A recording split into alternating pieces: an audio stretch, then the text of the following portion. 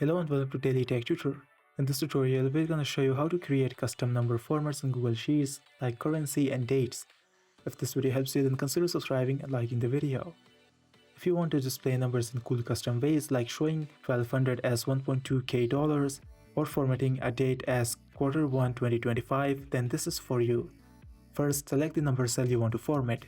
Then go to Format, then Number, then Custom Number Format. For the 1.2k dollars, use this format.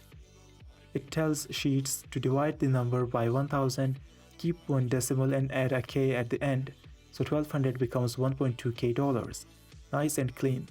Now let's do a custom date like Q1 2025. For the date there, first make sure your date is in real date format. One thing you should keep in mind is that we cannot convert the date into quarter format using the Format tab. What we should do is use formula. Go to the next cell and type this formula.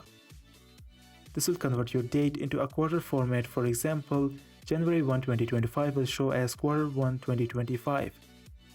Custom formats don't change the data, they just change how it looks, which is super useful for reports. This was for today's tutorial. If this video helped you, then consider subscribing and liking the video.